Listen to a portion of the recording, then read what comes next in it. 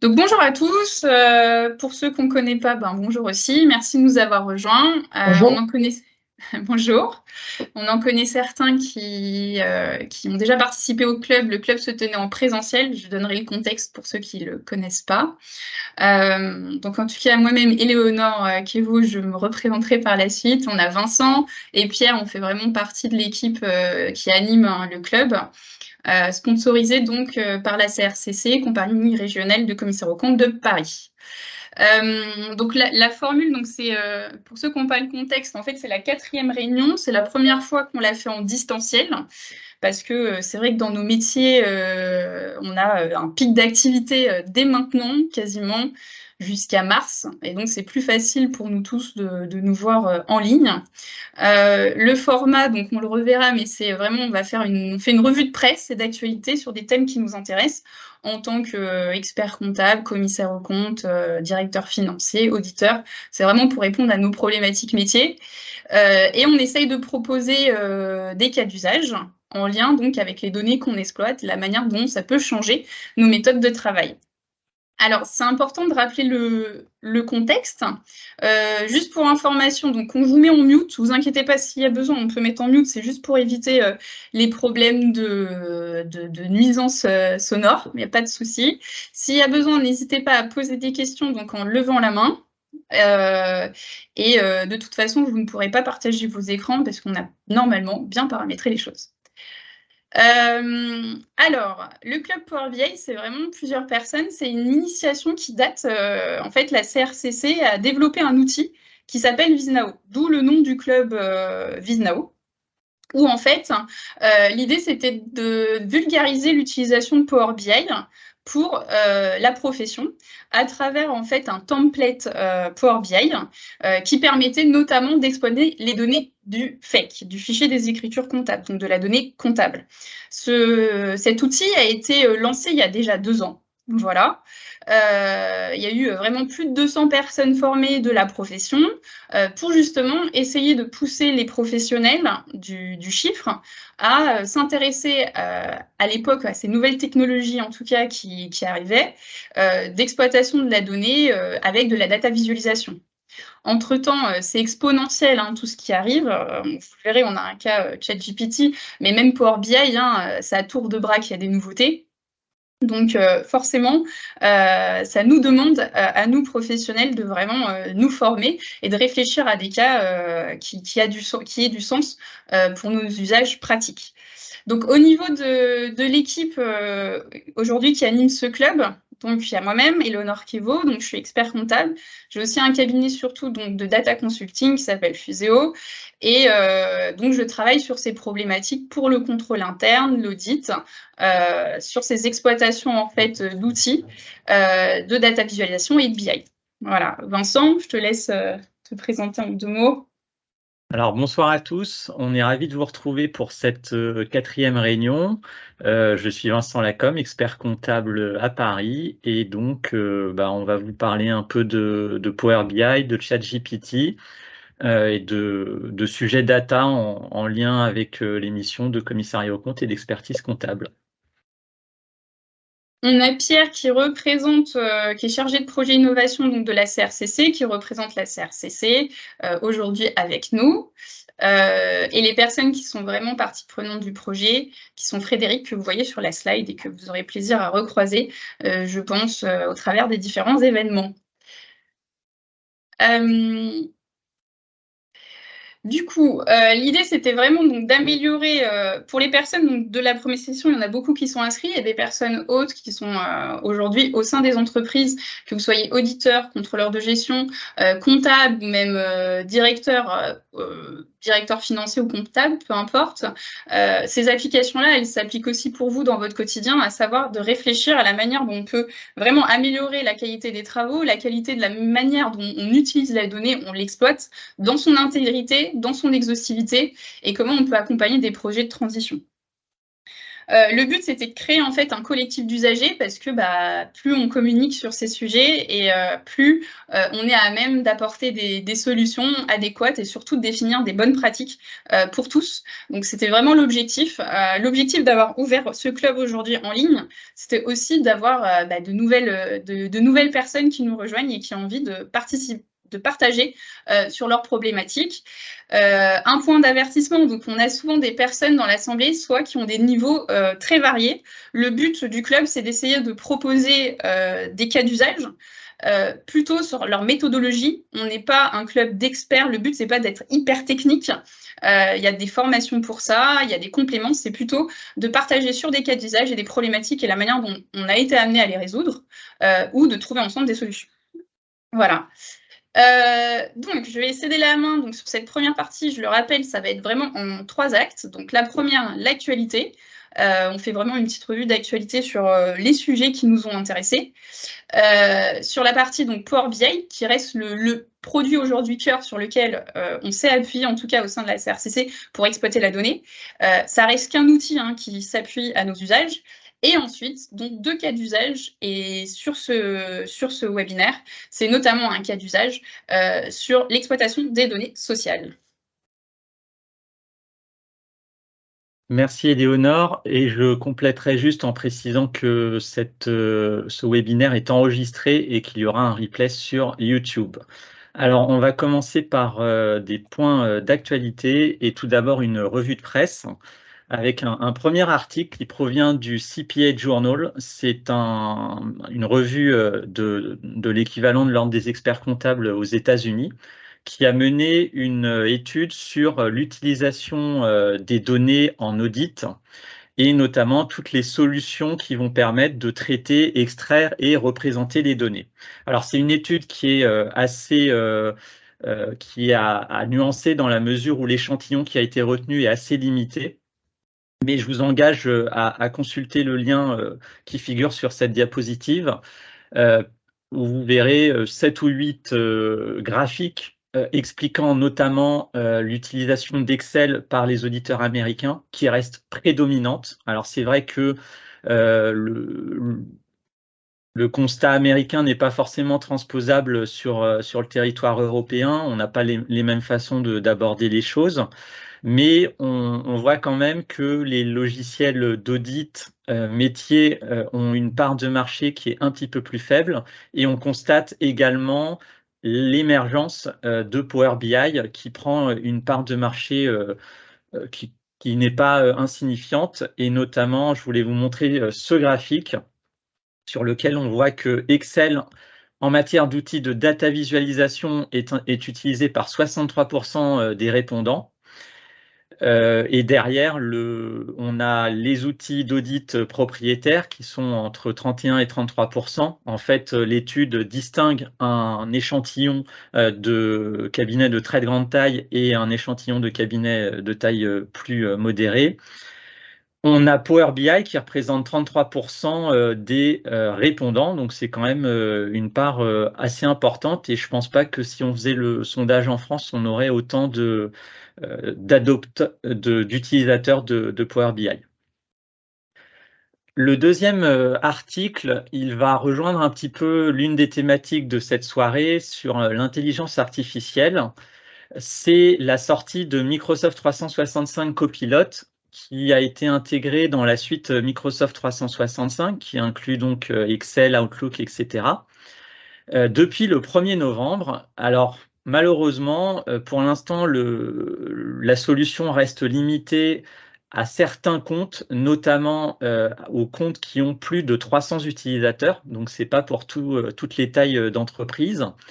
Mais Copilot, en fait, c'est la solution d'intelligence artificielle de Microsoft qui va venir irriguer tous les outils, qui va être intégré dans Excel, dans Word et dans Power BI. Lors d'un précédent club, j'avais montré une vidéo où on voyait en fait comment ça allait pouvoir être appliqué, notamment sur la capacité à générer des visuels en automatique à partir d'une question en langage naturel.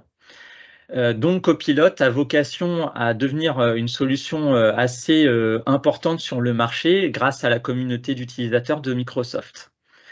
Il faut savoir que Copilot est en fait une itération de ChatGPT de OpenAI, qui est la société derrière ChatGPT.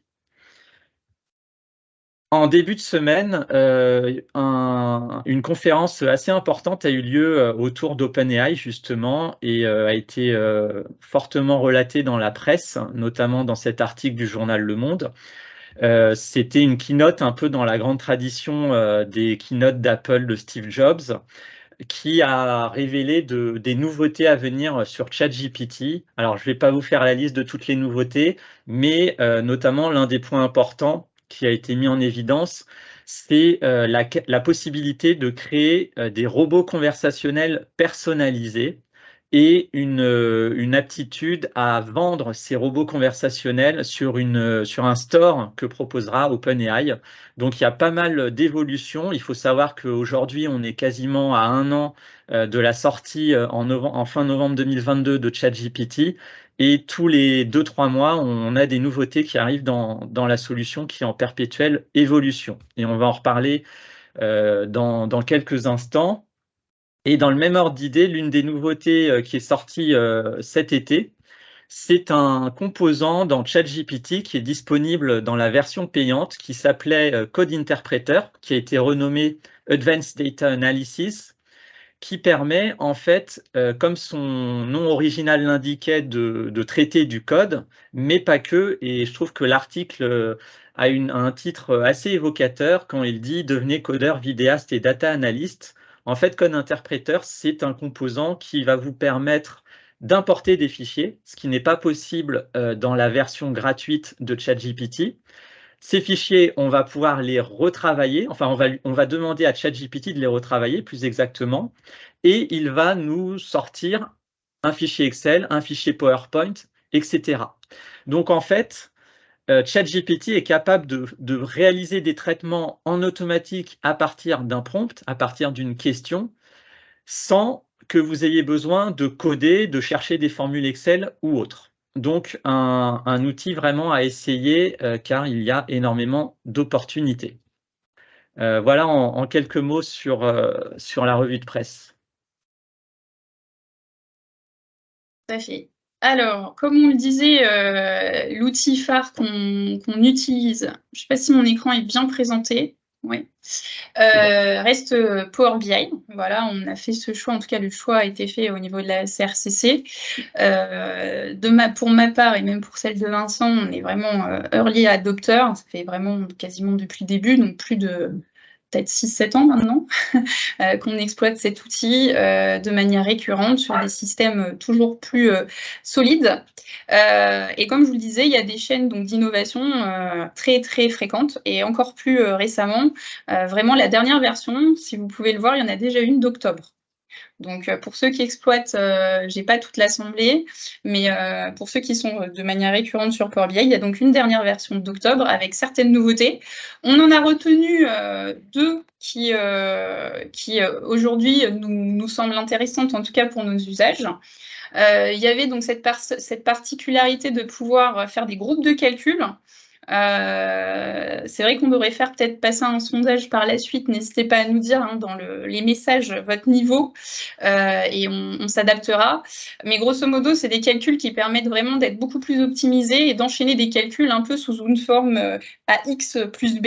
Et donc, on va identifier des variables et on va pouvoir mettre des variables dans toute une série de calculs. Donc, c'est très pratique dans certaines visualisations pour optimiser la présentation de ces mesures. Donc, juste pour ceux qui ne l'ont pas vu, vous allez dans les fonctionnalités en préversion dans Power BI, vous activez en fait l'explorateur de modèles et création du groupe de mesures et vous aurez en fait cette nouvelle vue. Il faut savoir que jusqu'à maintenant, pour le faire, il fallait passer par des outils externes. Pour ceux qui connaissent Power BI, c'était donc dans cette vue en haut, outils externes. Et donc, ça demandait quand même une petite pratique au-delà d'être un user simple sur Power BI. Donc, c'est intéressant de savoir qu'aujourd'hui, on va avoir ces fonctionnalités-là. Une autre fonctionnalité qui est assez intéressante pour nous, en tout cas dans la finance et la compta, c'est de pouvoir, ils sont en train vraiment de travailler donc, sur le partage des rapports. Il y avait déjà pas mal de fonctionnalités de partage, mais pareil, c'était plutôt, il fallait partager donc par Power BI Services pour ensuite disposer d'un URL que vous alliez mettre dans vos Power BI, dans vos SharePoint, dans vos fichiers. Désormais, à partir de Power BI Desktop, vous pourrez partager directement et générer en fait un lien. Donc ça, c'est aussi un gain parce que ça va aller beaucoup plus vite pour vous, pour partager vos rapports entre collaborateurs ou à des clients en externe de manière sécurisée. Voilà. Donc ça, c'était deux fonctionnalités qui nous semblent intéressantes, qui sont sorties juste maintenant et qui font partie vraiment, je me suis concentrée vraiment sur le desktop parce que bon, le service, c'est tout un monde et il y a encore d'autres fonctionnalités très importantes qui sont arrivées. Donc là, nous allons passer au cas d'usage. Donc voilà, l'idée, c'est vraiment de pouvoir faire un premier cas d'usage sur la partie exploiter les données de la DSN avec Power BI. Donc le format du webinaire, c'est on reste quand même sur des formats condensés, on a deux cas d'usage.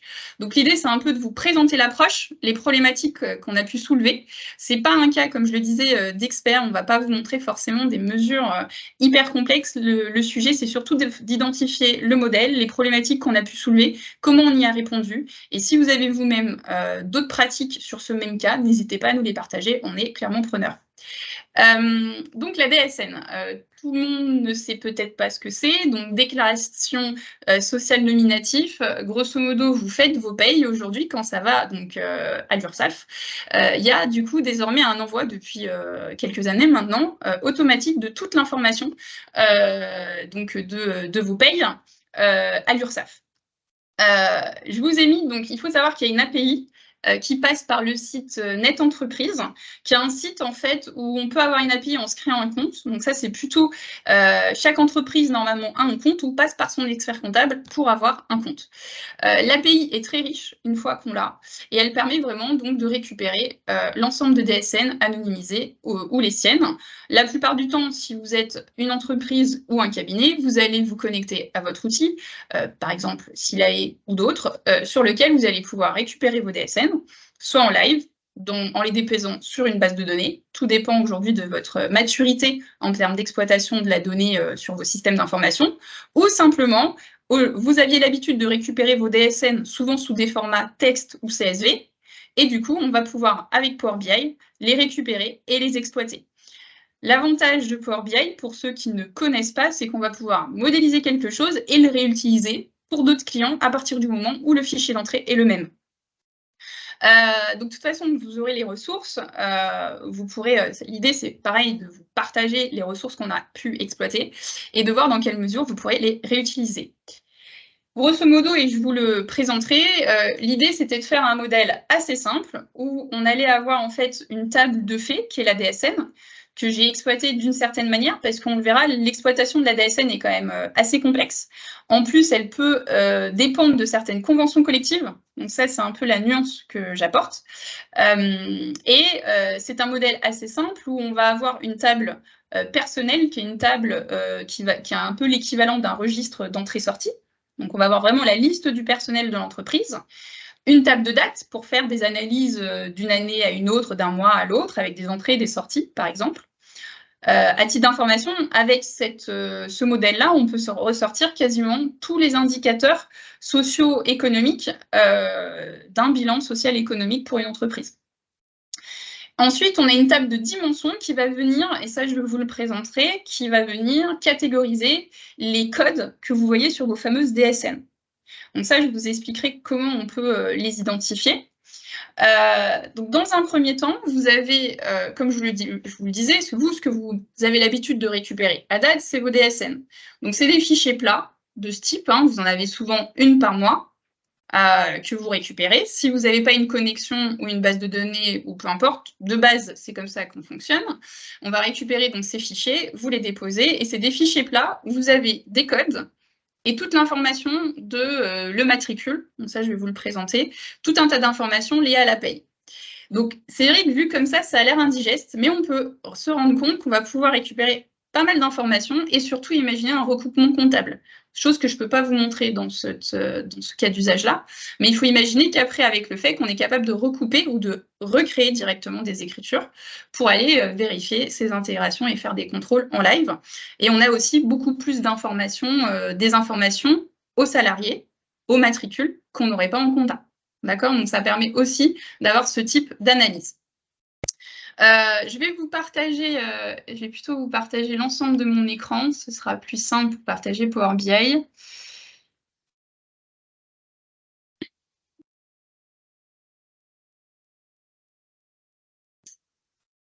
Alors, donc la table de l'ADSN telle qu'elle apparaît, donc j'ai pour les besoins forcément du club, j'ai anonymisé forcément l'ADSN.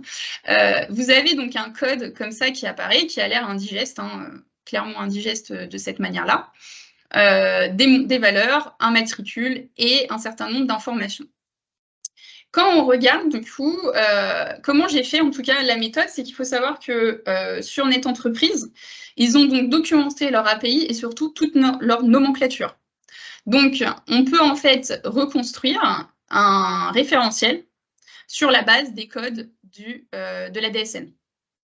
Donc là, l'idée, c'est souvent, vous pouvez l'avoir en partie dans vos logiciels de paye et souvent, ce n'est pas tout à fait intégral. Donc, c'est quand même pas mal de passer par les nomenclatures DSN pour avoir une bonne fois pour toutes un référentiel complet. Voilà. Ça fonctionne comment au niveau de la DSN? Ils ont fonctionné en fait en deux niveaux majeurs. Donc, le niveau 1, qui est un niveau parent, vous voyez qui sont ces dimensions-là. Donc, la partie des informations envoi, la partie émetteur, contact émetteur, déclaration, entreprise. Et toutes ces parents ont un détail d'information. Donc, vous voyez, c'est vraiment des codes parent-enfant, S10G0000. Et ben, on va avoir S10G000001, 2, 3, voilà, autant d'informations. Une fois qu'on a cet ensemble d'informations, on peut créer donc deux tables. Donc, j'ai créé vraiment ces deux tables qui sont toutes simples. Un niveau 1, un niveau 2, avec une relation entre les deux, ça je vous le montrerai, pour être en capacité d'exploiter cette donnée que j'ai dans la DSN. Donc, c'est vraiment, ensuite, ce que je vous disais, il vous faut une table de personnel. Là, elle est condensée parce que forcément, pour le cas que je vous présente, il faut que ce soit anonymisé. Vous avez un matricule, une date de naissance, une date d'entrée. Bien sûr, il serait intéressant d'avoir tout, et y compris la date de sortie, le sexe pour des analyses de parité, typiquement. Ce sont autant d'informations qui pourraient être dans cette table-là. Voilà. Donc, il faut dimensionner cette table qui, pareil, est une table que vous allez récupérer de votre logiciel de paye. Donc, dans Power BI, maintenant, je vais vous montrer dans Power BI. Donc, l'idée, c'était de créer un modèle assez simple qui permette, en fait, d'exploiter les données de la DSN. Et vous verrez l'idée aussi du cas d'usage, parce que dans la population qui appartient au club, on a vraiment tout niveau. On a des experts de Power BI et des gens qui sont vraiment en train d'essayer d'exploiter l'outil ou qui veulent comprendre l'outil. Donc, on essaye vraiment de mixer pour essayer que ce soit clair pour tout le monde. Donc, l'idée, c'était de vous montrer avec un modèle assez simple quelles étaient les analyses que vous seriez en mesure de faire. Donc, vous voyez, c'est un modèle donc, de BI, de Business Intelligence classique, qui est le modèle en étoile. On va avoir des tables de dimensions. Donc, moi, par convention, c'est toujours des underscores qui permettent d'identifier ces tables de dimensions. Et une table de fait qui va être, du coup, l'information de la DSN avec les montants en euros. Les relations sont des relations de 1 à l'infini, où, forcément, j'utilise la clé matricule pour le personnel. Pour la date, j'ai une date, en fait, qui me renvoie à la date de déclaration de ma DSN. Donc, comme c'est des DSN mensuelles, j'ai une date du mois et je suis en capacité. Cette date, finalement, je la relie vraiment au mois de déclaration de ma DSN pour qu'elle ait du sens, pour que finalement, j'arrive à reconstituer ma déclaration du mois. Et enfin, j'ai ce fameux code que je vous ai présenté, code de niveau 1 et de niveau 2. Niveau 2, l'enfant, le plus bas, sur lequel j'ai créé cette table de dimensions que je vous avais montrée avant, avec une relation sur le niveau 2 et ensuite une relation sur le niveau 1. Et je vais vous montrer qu'en fait, en cascade, on est capable de redescendre tous ces niveaux, comme je vous l'ai montré sur la slide. Donc, au niveau des tables, pour que vous puissiez les voir, donc la table DSN, je ne vous montre pas forcément la partie query parce que, comme je l'ai dit, on n'a que 20 minutes pour faire un cas d'usage.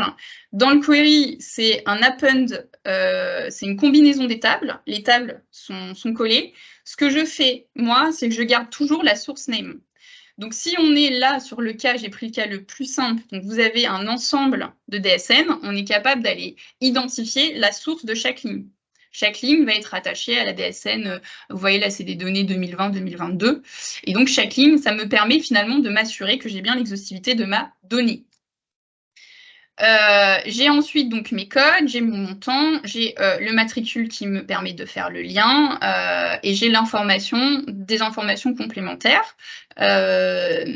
La table de personnel, c'est ce que je vous avais montré. Sur cette table, on peut imaginer tout un tas d'autres informations qui viendraient enrichir l'information, le nom, prénom, forcément. Hein. Vous, dans vos reporting, vous auriez le nom, prénom, le département de la personne, son N+1. On peut vraiment imaginer qu'à partir de ça, on pourrait créer un reporting, en fait, pour dire à chaque chef de département, par exemple, d'avoir son dashboard sur ses ressources humaines et savoir exactement ce qu'il y a dans la paye. Voilà. Donc ça, c'est aussi assez intéressant d'imaginer ça sur cette source de données. Elle est intéressante, cette source de données, parce qu'elle n'est pas à retravailler, puisque ce sont des fichiers texte, les DSN. Il n'y a pas un recalcul, un retravail de cette donnée sociale. Voilà. Ensuite, donc les niveaux 1, le niveau 1, c'est ce que je vous avais dit, c'est donc le parent, qui est assez simple. Vous avez vraiment l'envoi, l'émetteur, le contact émetteur, la déclaration, l'entreprise. On verra que tout n'est pas forcément à exploiter. Là, dans le cas présent, j'ai présenté sur tous les sujets de rémunération. On voudrait faire des analyses sur les arrêts de travail, c'est tout à fait possible parce que ça fait partie des déclarations de DSN. Donc, on peut calculer les taux d'absentéisme aussi. Voilà. Et ensuite, donc, la table de niveau 2, où on a donc le code enfant, le libellé du code enfant et la référence au code 1. Voilà. Donc, ça permet, donc dans le cas, j'ai essayé de présenter quelque chose de simple. Vous voyez, donc sur la base de ce modèle, d'être capable de sortir un effectif, une variation d'effectif, parce que là, j'ai réussi à mettre 2 exercices, un montant total de rémunération, un montant, bon, les cotisations, c'est plus spécifique dans la DSN, on en reparlera, mais sous les cotisations, ils mettent pas mal de choses, donc il y a un peu de travail pour bien requalifier cette partie-là. Il y a les primes, il y a les avantages en nature, et on a des pourcentages du coup qu'on peut recalculer. On peut aussi, du coup, imaginer des analyses. Alors là, après, c'est à vous aussi d'imaginer tout un tas de choses en fonction de vos usages, de vous dire, bon, bah voilà, je veux avoir mon analyse de ma rémunération par mois, de mes primes, l'évolution de mes primes, et la décomposition avec des impacts, par exemple, sur les avantages en nature, ou par exemple, sur ce cas particulier, il y avait des régularisations en juin-juillet qui étaient faites. On les voit, là, on les voit en grise. Et de se dire, ben, dans la navigation qu'on peut en avoir, c'est vraiment de l'UX. L'UX, c'est de l'user design, de pouvoir se dire, user experience, comment l'utilisateur va aller utiliser ce dashboard pour qu'il puisse l'employer à des bonnes fins. Et encore, là, on n'a pas exploité. Aujourd'hui, avec l'IA et Copilot notamment, ça peut même pré-rédiger des commentaires. Ça, on pourra le montrer dans un autre report, mais ça peut déjà pré-rédiger un certain nombre de commentaires et on peut aussi pré-paramétrer en fonction du user. S'il est rattaché à tel département, il aura accès qu'aux rémunérations de son département. Donc, c'est assez intéressant. Là, je suis sur un matricule, et ben, je peux imaginer, voilà, tout de suite sur ce matricule, j'aurai une vision de sa rémunération et de ce que j'ai déclaré pour cette personne-là. Donc, quand je fais des revues d'activité ou des revues de budget, bah, j'ai aussi toute l'information, ce qui est assez intéressant. On peut avoir d'autres visualisations. Après, c'est à définir. Hein. L'idée, c'était de vous proposer ce modèle-là, où on va avoir, soit au global, sur l'ensemble de l'année, voilà, un salaire brut, un total d'avantages en nature, un total de primes. Donc pour des revues budgétaires, ça permet vraiment de faire une revue RH et de la position RH. On pourrait l'avoir, comme je vous l'avais dit, par homme, par femme, pour des notions de parité, de poste et d'ancienneté. Toutes ces analyses-là d'indicateurs clés, RSE, on peut l'avoir dans la DSN. Donc c'est vraiment intéressant de pouvoir l'exploiter. Ensuite, vous voyez, on peut jouer en fait sur les analyses avec un graphe, avec par mois, et se dire, bon bah, j'ai envie d'analyser un mois précis, je vais regarder mon matricule, et la dimension qui serait intéressante, c'est d'avoir le département. Là, je ne l'ai pas forcément mis, mais j'ai le poste. Est-ce que c'est un consultant en fonction de l'activité? On peut aussi imaginer, pareil avec de l'IA, de se dire, je peux imaginer une fiche client, une fiche du salarié. Le salarié, il a quel âge, il arrive à quelle date, il a quelle antériorité, et quelle est en fait sa courbe de progression de salaire, avec des pourcentages pour voir finalement si on n'a pas un risque potentiel sur ce profil-là. Voilà.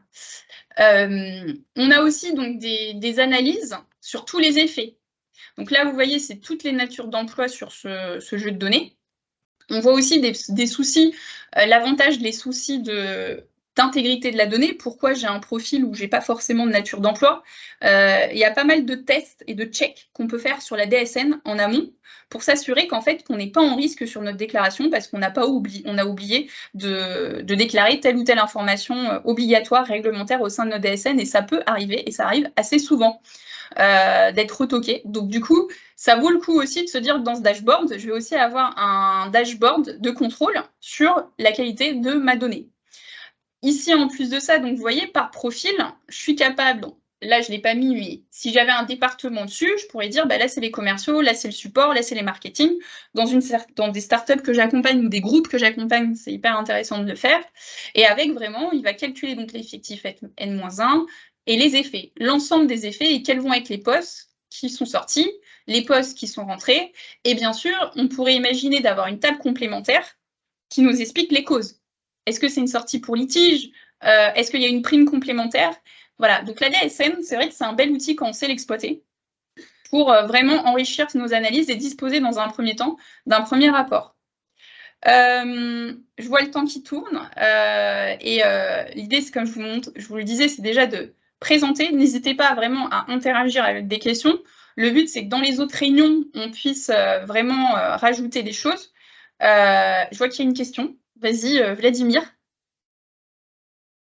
Oui, bonjour à tous. Merci pour la présentation. Je vous avoue que je suis intéressé, parce que ça fait 5 ans que je fais ça avec la DSN, entre guillemets, sur Power BI, et effectivement, j'étais très intéressé de voir qu'il y avait un cas d'usage présenté ce soir. C'est mon sujet de mémoire que je soutiens en 15 jours. D'accord. Donc, c'est parfait. Mais c'est vrai que pour compléter, c'est génial. Nous, on a fait en même temps les indicateurs retraite, par exemple, parce que tu mentionnais ces éléments-là, les index égalité hommes-femmes, la revue des litiges, toute la partie effective rémunération, accès aux conventions aussi collectives. Oui. Et c'est vrai que c'est génial. Enfin, il y a un nombre de trucs à faire là-dessus.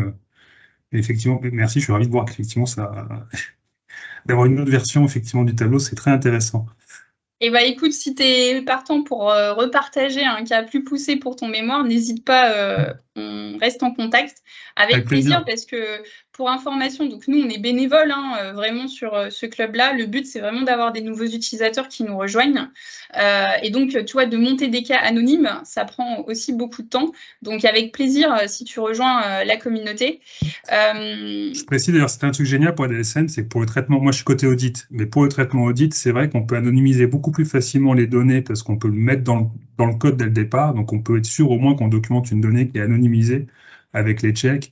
Et ça, c'est vrai que c'est un bon point pour nous, effectivement, de ce côté-là, quand on prenait des bulletins de paye, pas forcément toujours anonymisés comme il faudrait. D'un point de vue GDPR.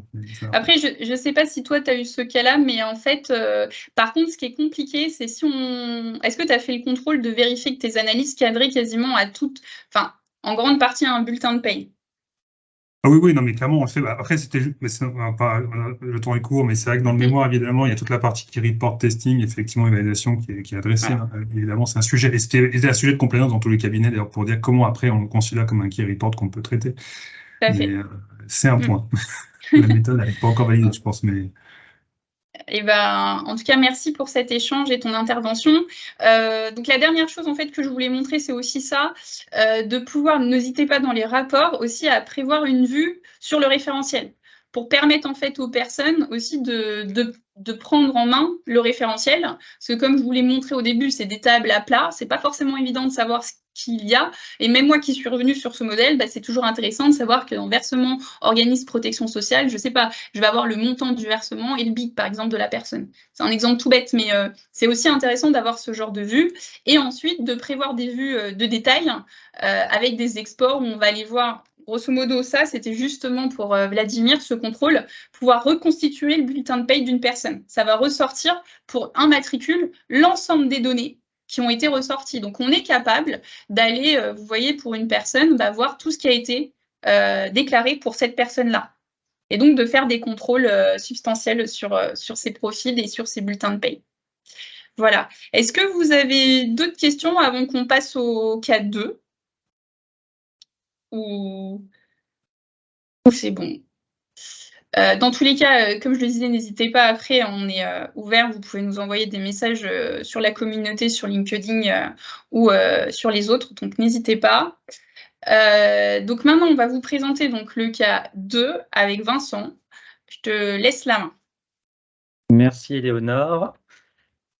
Alors, je vais vous parler un peu d'intelligence artificielle tout en restant sur la thématique Power BI et données sociales. Mais juste avant de commencer, je vous mets sur le chat un lien pour répondre à un petit sondage afin il y a juste une question et c'est totalement anonyme pour savoir un petit peu dans le public qui a déjà utilisé l'IA, qui est aguerri sur l'IA. Donc, vous pouvez voter et on va voir les résultats. Pendant ce temps, je vous présente très rapidement le sommaire de ce cas. Dans un premier temps, je vais commencer par 5 bonnes pratiques pour l'utilisation de l'IA, qui auront toute leur place par rapport à l'exemple de ce soir. Ensuite, on fera le lien entre l'IA et VizNow pour voir un peu à quoi peut nous servir l'IA pour mieux utiliser VizNow ou pour le faire évoluer. Et puis, dans un troisième temps, et ça sera sous la forme un petit peu plus d'une démonstration, j'expliquerai comment l'IA peut nous faciliter l'utilisation de Power BI. Alors, je regarde si nous avons des réponses. Alors oui.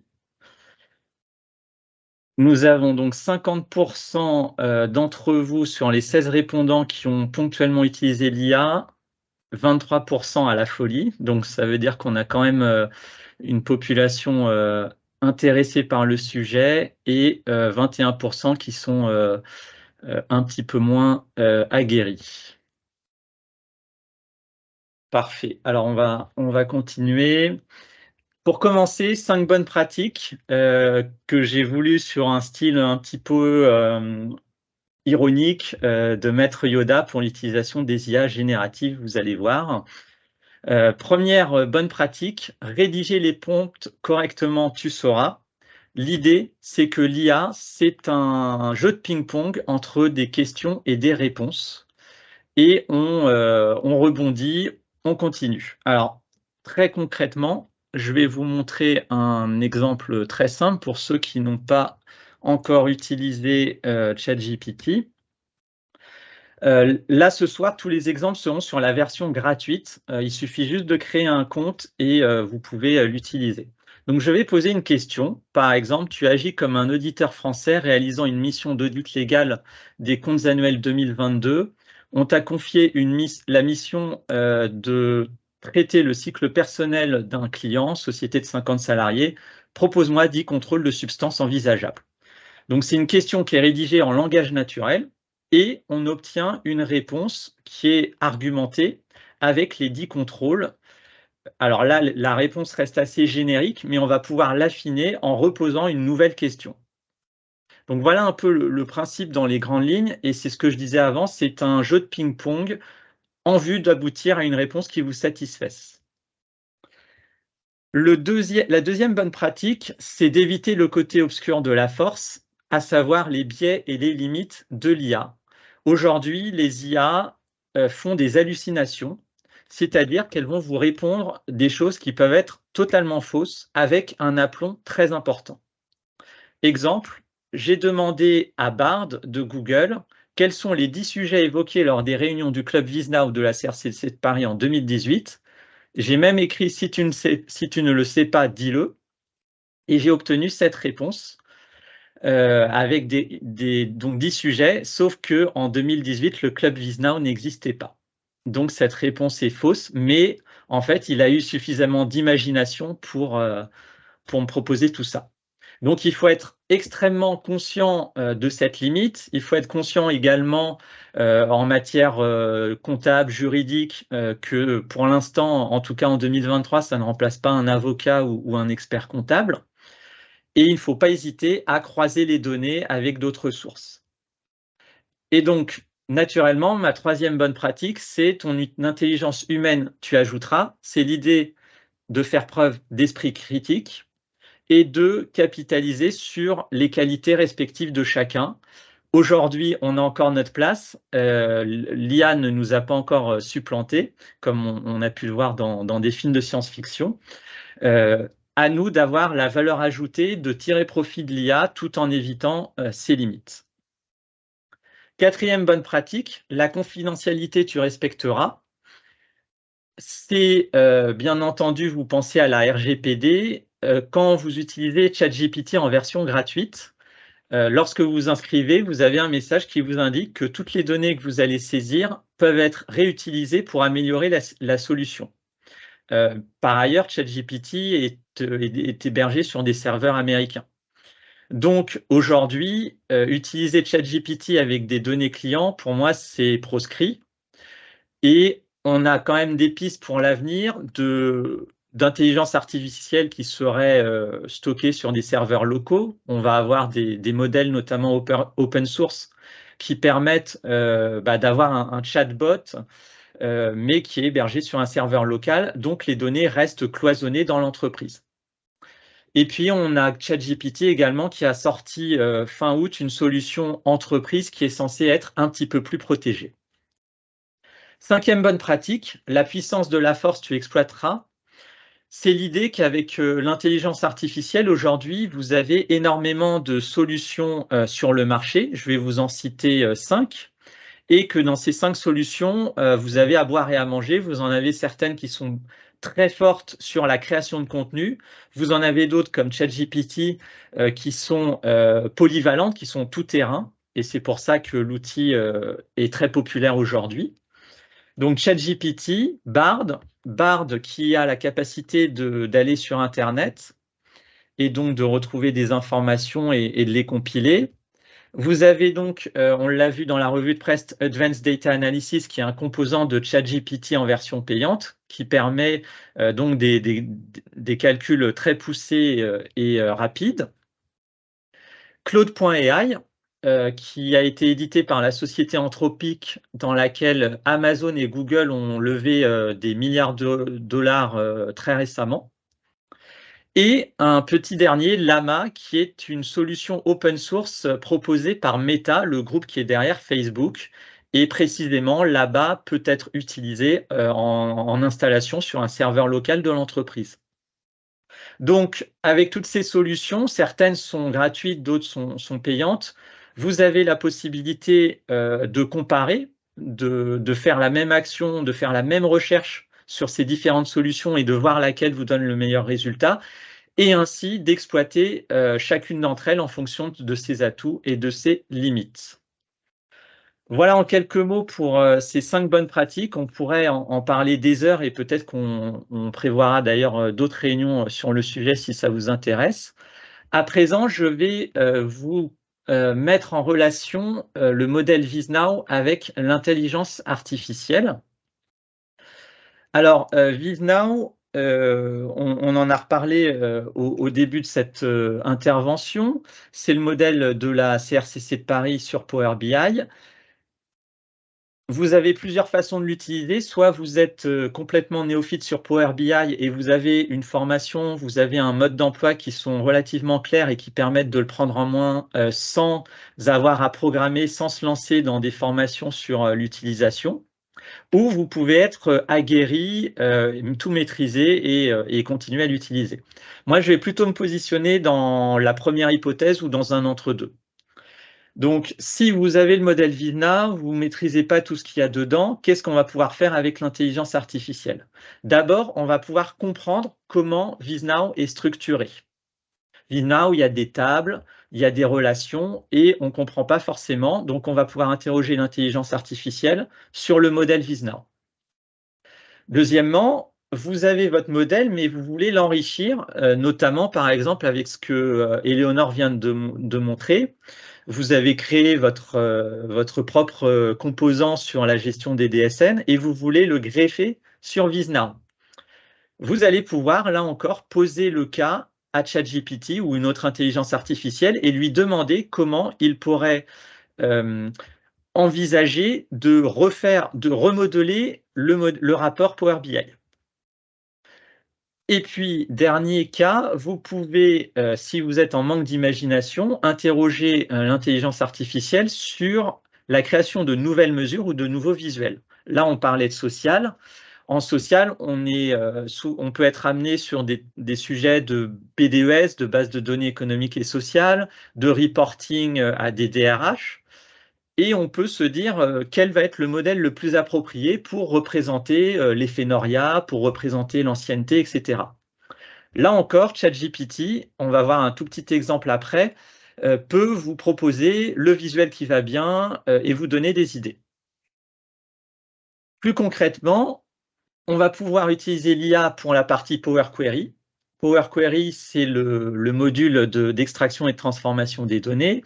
Pour la modélisation, c'est ce que j'expliquais avant sur les tables et les relations, pour la création de mesures, mais aussi pour harmoniser du code DAX ou M, pour documenter du code. Là, on est plus sur la partie ingénierie du projet data autour de Power BI, formaliser le projet avec un cahier technique et choisir des visuels. Alors, pour rentrer un peu plus concrètement sur le sujet, je vais parler maintenant de l'IA avec Power BI. Mais auparavant, je vais quand même vous rappeler, pour ceux qui n'ont pas encore énormément utilisé Power BI, on a tendance à dire c'est un outil de data visualisation. C'est très réducteur parce que Power BI, il y a 3 composantes. La première, c'est Power Query, qui existe aussi sous Excel, qui permet de se connecter à des sources de données, de les agréger, de les transformer, de les nettoyer. Donc, c'est un ETL, un outil d'extraction, de transformation et de traitement. Deuxième composante, Power BI Desktop, c'est le logiciel qui est gratuit, qui est téléchargeable sur le site de Microsoft, qui permet de modéliser, c'est ce que Éléonore vous a montré tout à l'heure avec les tables et les relations, et qui permet de créer les visuels de données.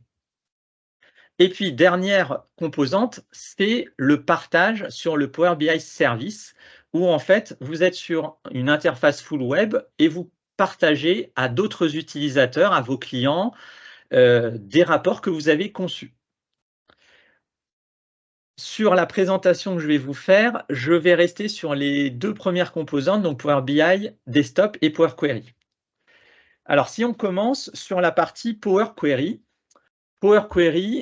voilà un exemple de prompt que j'ai rédigé dans lequel on va demander à Bard, là c'est un exemple sur Bard, comment on peut retravailler un grand livre d'écriture comptable qui contiendrait une colonne avec un nom de société et rajouter une nouvelle colonne qui aurait non pas le nom de la société, mais un code de société réduit à 6 caractères.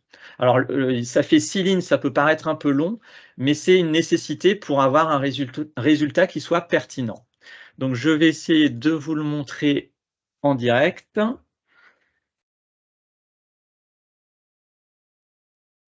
Et vous voyez, le temps de calcul est extrêmement rapide et on obtient un bout de code qui va rajouter des fonctions Power Query, notamment pour réduire, pour retravailler les caractères spéciaux d'une colonne existante. Alors là, je ne m'attarde pas sur la technique, ce n'est pas l'objet, mais ce que je voulais vous montrer, c'est que j'ai passé un peu de temps à rédiger ces 6 lignes, mais derrière, j'ai ma réponse en automatique et j'ai plus qu'à venir copier ce code et l'intégrer dans mon rapport Power BI.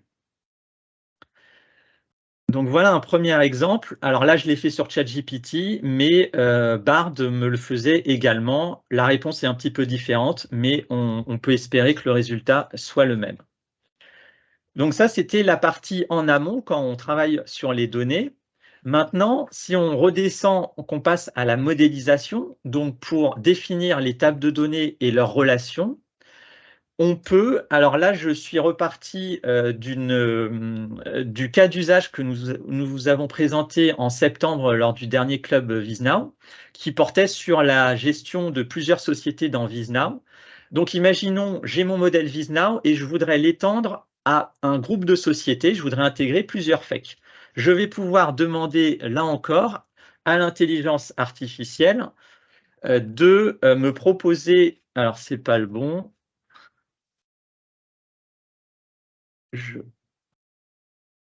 alors, je vais le retaper.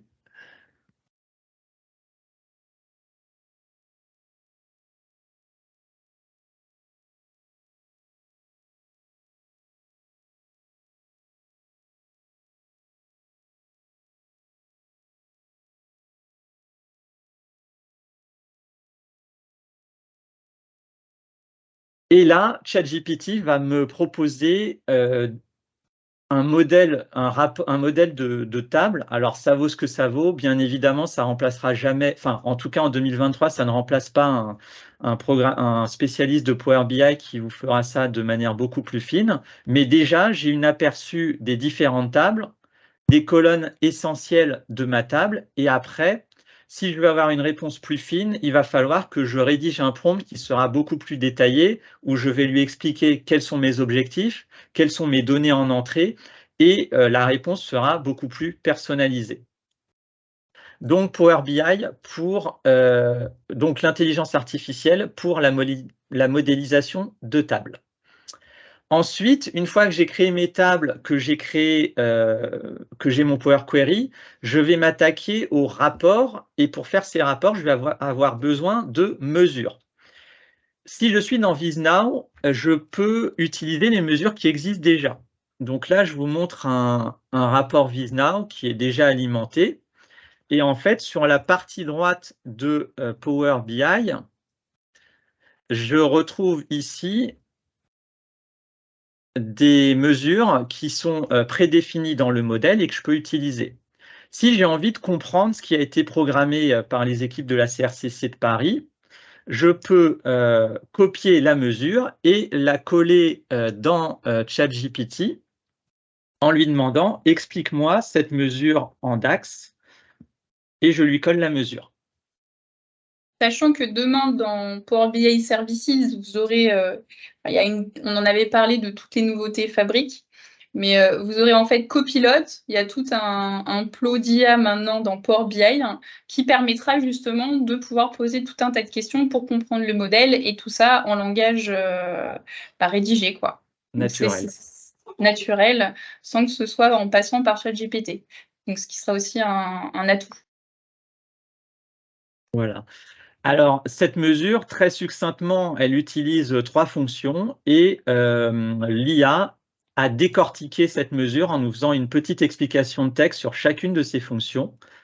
Alors, je reviens sur mon diapositive. Et ce qui est intéressant, c'est qu'à la fin, on a un petit résumé qui va nous permettre, c'est pas moi qui ai conçu cette mesure, j'ai pas envie de me casser la tête à comprendre. Là, j'ai une petite explication qui me donne la finalité de cette mesure. Et après, ça peut me donner des idées pour faire évoluer cette mesure, pour en créer d'autres notamment. Alors, si je continue sur mon projet, donc j'ai créé mes tables, j'ai compris les mesures du modèle VizNow et maintenant j'ai besoin d'inspiration pour identifier des indicateurs pertinents sur mon rapport. On est en matière sociale, donc j'ai rédigé ce petit prompt où je lui demande des indicateurs sociaux pertinents pour l'analyse et l'audit d'une société de 100 personnes dans le domaine de la restauration. Alors, on va essayer de le voir en direct. Donc, hop. Alors, c'était celle d'avant. Voilà, désolé pour ce petit contretemps. Voilà, donc du coup, je lui demande les indicateurs pertinents et il me propose une dizaine d'indicateurs, alors là, qui sont assez basiques. Je pense que vous y auriez pensé avant lui, notamment d'effectifs, de taux de rotation, de formation. Alors, on constate que ces indicateurs, certains sont impossibles à calculer à partir d'une DSN, notamment l'indice de satisfaction des employés. Et c'est là où, en fait, tout l'enjeu quand vous utilisez l'intelligence artificielle, c'est d'arriver à rédiger un prompt qui soit suffisamment clair et explicite pour obtenir le résultat voulu.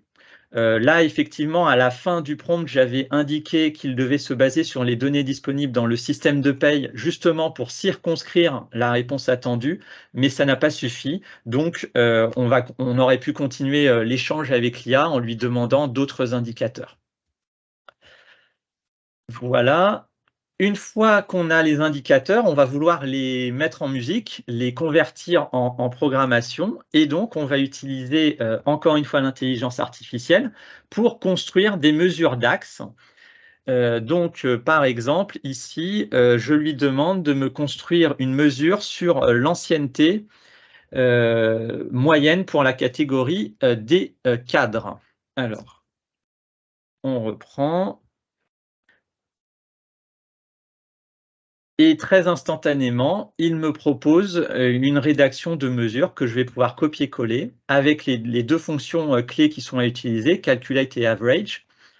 Pour autant, on ne va pas pouvoir le copier-coller brut de fonderie parce que forcément, l'IA ne connaît pas mon modèle et le nom de mes tables. Vous voyez ici, il indique nom de ta table. Il va falloir remplacer pour que ça fonctionne. Pour éviter ça, on aurait pu rédiger un prompt très long en lui expliquant mon modèle de données composé de la table Intel, composé des champs A, B, C, D, et on aurait eu une réponse beaucoup plus personnalisée. Mais je pense que vous êtes capable de renommer vous-même. Donc voilà, une fois qu'on a créé nos mesures, on va vouloir passer à des visuels. C'est ce que je vous disais avant. Là encore, si on est en manque d'idées, on peut interroger l'IA pour obtenir des suggestions de graphiques, de types de graphiques qui soient pertinents sur Power BI. Parce qu'il faut savoir que Power BI propose de très nombreux visuels en standard, mais aussi des visuels personnalisés. Il existe un store où vous pouvez télécharger des visuels un petit peu plus aboutis. Je pense notamment aux visuels en Tornado, qui sont d'ailleurs assez intéressants en matière sociale. Donc, je pose la question à ChatGPT une fois de plus. Et on obtient donc nos indicateurs. Et à côté, là, vous voyez, il nous propose un histogramme ou un graphique en secteur, un diagramme en entonnoir, etc. Donc, ça peut être assez intéressant quand on n'a pas d'imagination ou qu'on veut aboutir à quelque chose d'un peu sophistiqué en fonction de l'auditoire qu'on va chercher à avoir. Voilà, alors en conclusion, on pourrait prévoir plein de cas d'usage, mais je voulais au moins vous sensibiliser sur toutes les opportunités autour de Power BI et de l'intelligence artificielle, des nombreux usages possibles en matière de construction de tableaux de bord, d'indicateurs, en matière d'analyse de données et en matière de conception de rapports Power BI. Le terme de copilote qu'a choisi Microsoft pour son IA est à mon sens extrêmement opportun, dans le sens où vous pouvez vous faire votre propre expertise sur Power BI, progresser sur Power BI, tout en profitant de la connaissance de l'intelligence artificielle pour apprendre de nouvelles fonctions, pour optimiser du code. Là, je n'ai pas fait d'exemple, mais on aurait aussi pu demander l'avis à l'IA sur des mesures déjà créées, notamment des mesures qui soient longues en temps de chargement, et lui demander quels pourraient être les points d'amélioration de cette mesure pour arriver à un temps de chargement plus rapide. Voilà ce que je voulais vous dire. N'hésitez pas pour vos questions-réponses, vos commentaires, et puis si vous-même avez déjà essayé d'utiliser l'IA, on est preneur de vos retours.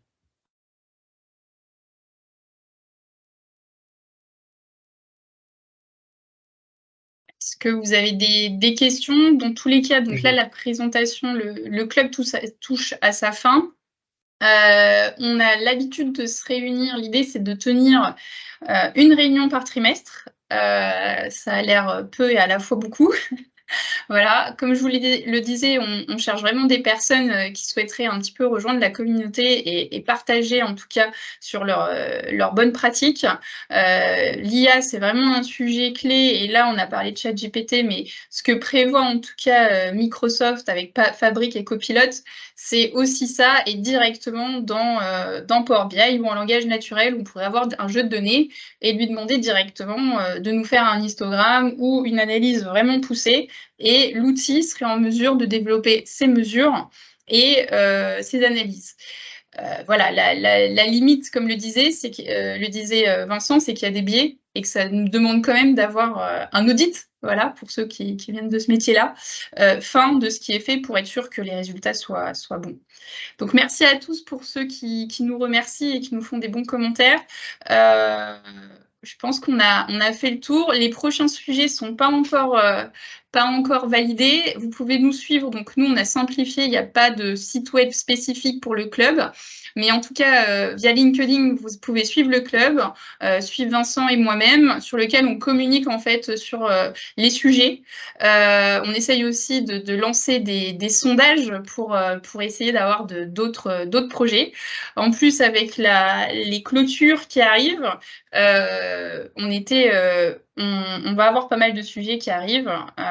Voilà. Donc, merci à tous. En tout cas, vous êtes restés nombreux jusqu'à la fin. Là, je vois qu'il y a certaines personnes qui se déconnectent, mais jusqu'à la fin de la présentation de Vincent, vous étiez 35. Donc, merci à tous. Et merci à tous. À très bientôt, j'espère. Bonne soirée à tous. À bientôt.